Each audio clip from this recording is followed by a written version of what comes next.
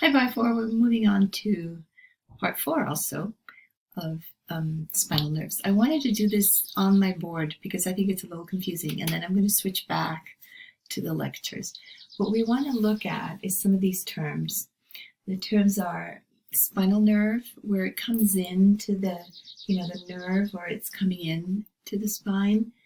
The spinal nerve, the nerve root, and the nerve ramus. And these words kind of get confusing, so I wanted to try and draw it for you, and then we'll look at the slides. So when you have a nerve, how do you imagine that it attaches right onto the spinal cord? You could just kind of draw it straight like this and have it attach. And that's actually not how it attaches.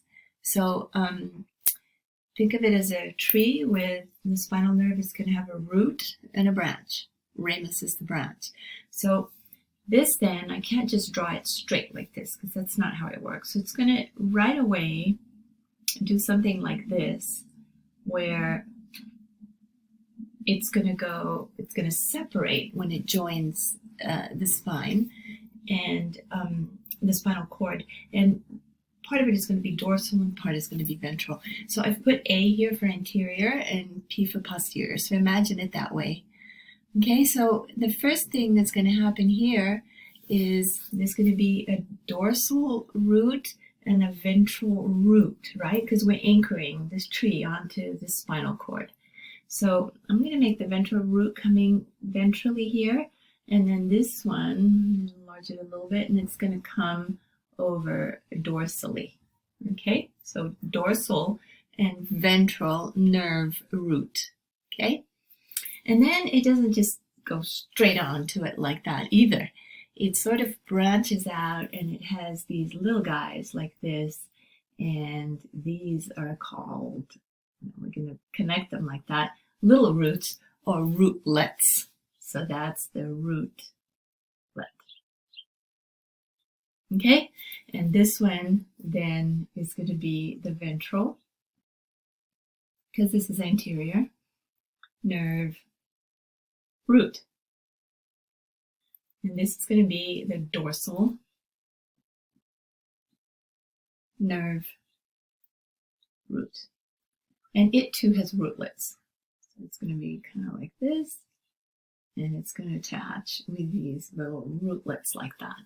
And one is going to be dorsal and ventral. Okay, so that's good. And that's kind of how they're anchoring, right? And then let's say messages are coming out and messages are coming in. But where are they coming in from? They're coming in from the anterior body and from the posterior body. So now this nerve, this is the actual spinal nerve, right? This nerve, I shouldn't write it there because I'm going to have to draw over it. This nerve now is either coming or going to the anterior part of the body and to the posterior part of the body. I'm going to change the color here a little bit. I'm going to change it to green. So this now is sort of coming from this area or from dorsally, right? That wasn't good. Let me erase this. And we'll make it like this, coming to there. So now what I have is a nerve ramus. And this is another ramus, which means branch. And now you can imagine how there's a sensation from your back. You feel something on your back, and it's going to come in here, and it's coming into the spinal nerve from the back.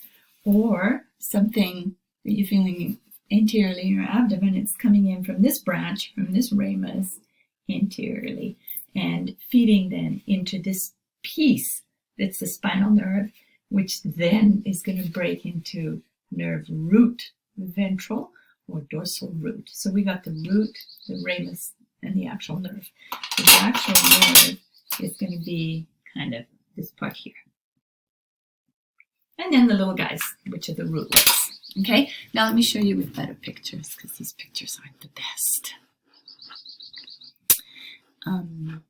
I think I'm going to